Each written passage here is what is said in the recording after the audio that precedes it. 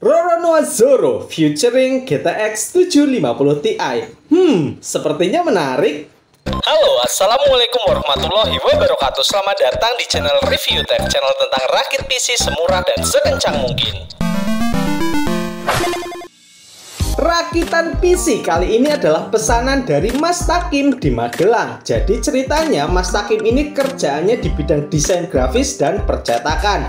PC yang lama dirasa sudah tidak mumpuni, jadi harus upgrade. PC aslinya pakai DDR3. Dia pengennya upgrade ke DDR4.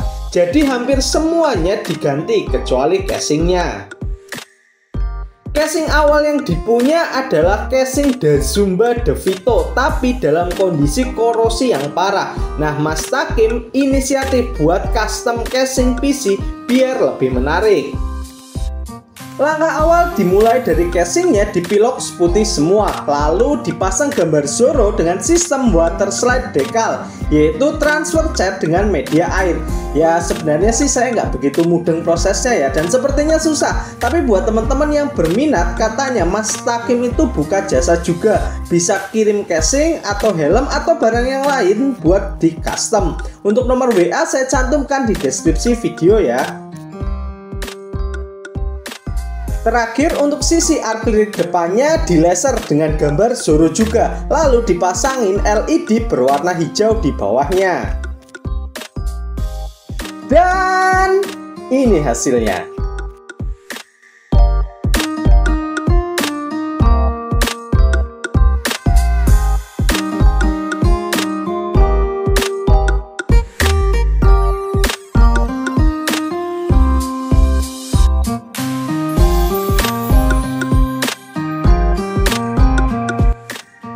Gimana? Ada yang tertarik? Kalau tertarik langsung saja WA Mas Takim dari Magelang, bisa custom barang yang bermacam-macam.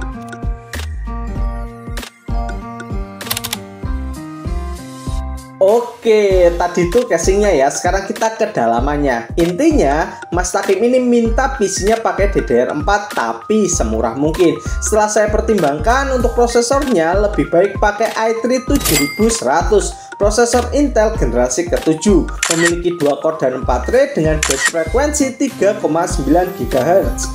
TDP-nya 51 watt, support RAM DDR4 2400 MHz. Kalau yang Gen 6 itu cuma support RAM DDR4 2133 MHz. iGPU-nya mantep nih, Intel HD 630 yang performanya bisa teman-teman lihat di video yang satu ini. Untuk harganya, i3 7100 sekarang di pasaran 290.000. Ini harga yang mirip dengan i5 Gen 4. Jadi buat teman-teman bisa milih mau pakai Gen 7 DDR4 tapi 2 core 4 thread, atau pakai Gen 4 DDR3 tapi sudah 4 core 4 thread. Lanjut ke part yang kedua, HSF. Seperti biasa, selama pakai i3 atau i5 jadul cukup pakai stok cooler Intel. Harga HSF-nya 25.000. Komponen selanjutnya motherboard, pakai H110M dari Gigabyte. Karena ini motherboard entry level, gak ada yang istimewa dari motherboard ini. Support prosesor Intel generasi ke-6 dan ke-7. Bagian belakangnya ada 2 USB 2.0 dan 2 USB 3.0. Outputnya ada VGA dan DVI. Harga motherboard ini di pasaran 380.000. Selanjutnya RAM. Saya pakai RAM 16GB dual channel DDR4 dengan speed 266 MHz dari merek Hynix. Tapi karena terlimit oleh motherboard dan prosesornya, jadinya hanya terbaca 2400 MHz. Harga 2 keping RAM seperti ini adalah 426.000. Untuk storage-nya saya pakai dual storage, pakai SSD untuk sistem SSD RX 7 128GB. Harga pasarannya 170.000.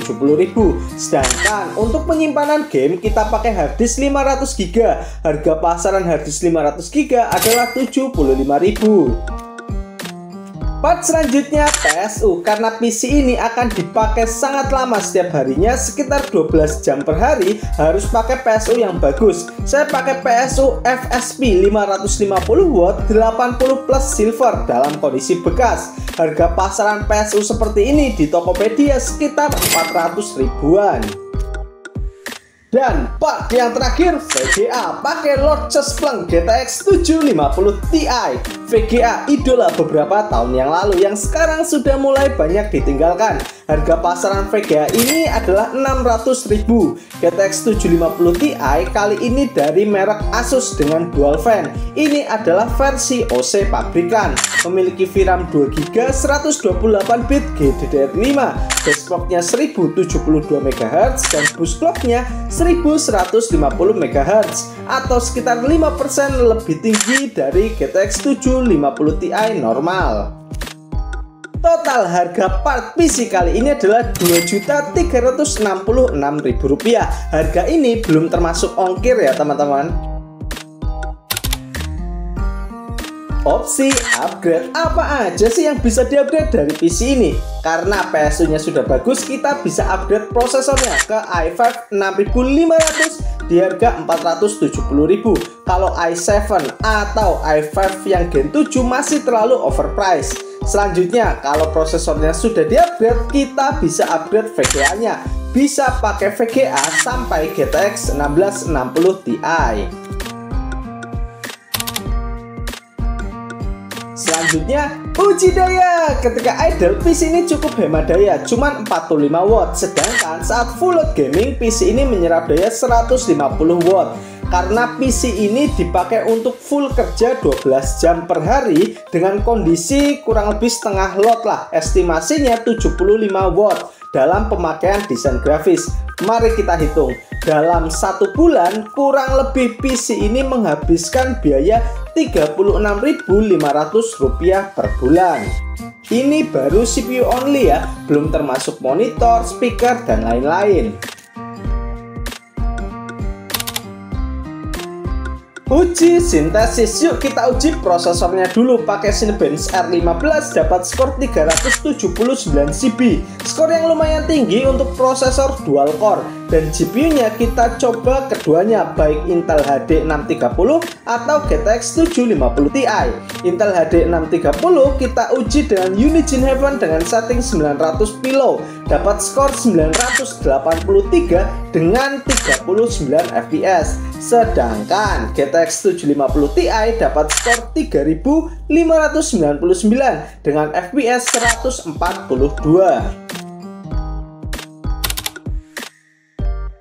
Terakhir, uji gaming. Kita coba GTX 750 Ti melawan game AAA. Untuk game yang pertama, Forza Horizon 5, game balapan dengan setting 900 Pilo. FSR-nya kita off-kan, ternyata dapat 60 fps stabil. Keren banget.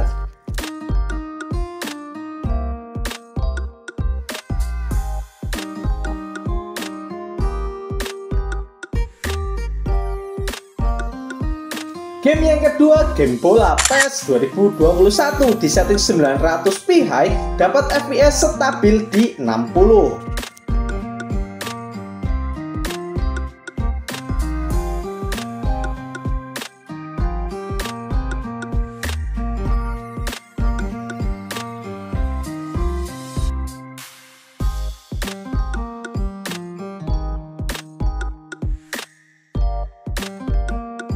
Game selanjutnya, game baru nih. Saya nggak nyangka kalau GTX 750 Ti bisa memainkan game ini.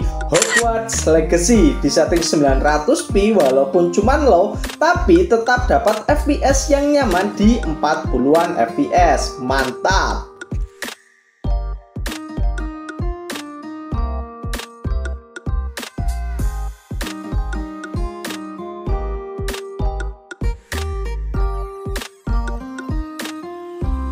Game selanjutnya, GTA 5 versi offline di setting 900p normal, dapat fps yang nyaman dari 90 sampai 100-an fps. Artinya GTX 750 Ti ini masih sanggup untuk memainkan GTA 5 yang versi roleplay.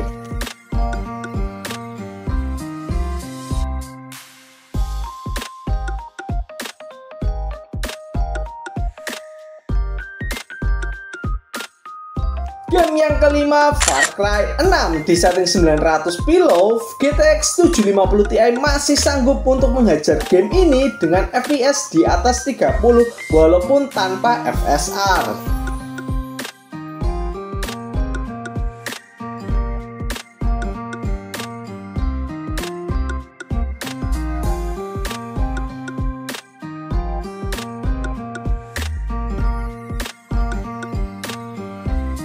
Untuk game selanjutnya, game AAA open world terbaik Red Dead Redemption 2 di setting 900 pilo, GTX 750 Ti masih dapat FPS di atas 30-an walaupun kadang drop ke 28 FPS.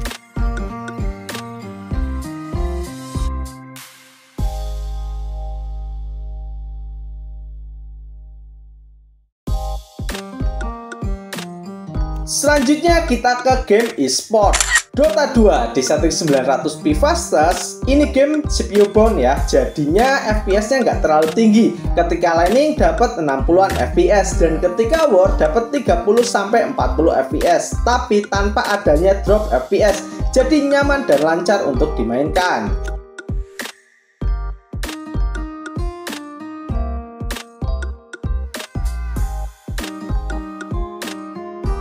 Game terakhir yang saya coba, game Valorant di setting 1080p high, dapat FPS yang nyaman di atas 100 FPS.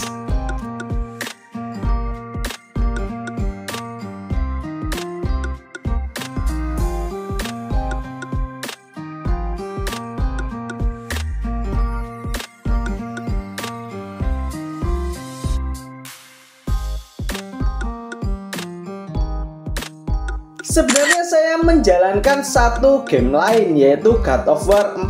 Sayangnya GTX 750 Ti tidak bisa menjalankan game ini karena God of War 4 butuh VGA dengan DirectX 11.1, sedangkan GTX 750 Ti masih DirectX 11.0. Kesimpulan, setelah saya mengecek sendiri GTX 750 Ti di tahun 2024, ternyata VGA ini masih layak untuk dimainkan. Walaupun dengan catatan teman-teman harus memainkan game dengan DirectX 11.0 ke bawah. Tapi nggak apa-apa, masih banyak kok game-game bagus yang bisa dimainkan, macam Forza 5, Hogwarts Legacy, RDR 2, GTA 5, dan lain-lain. Selama harga VGA ini di bawahnya 600.000, mungkin bisa jadi salah satu pertimbangan untuk dibeli. Terima kasih teman-teman sudah menonton video ini. Mungkin konten selanjutnya saya akan review toko saya yang sudah mulai buka di Sidoarjo. Mohon ditunggu. Akhir kata, wassalamualaikum warahmatullahi wabarakatuh.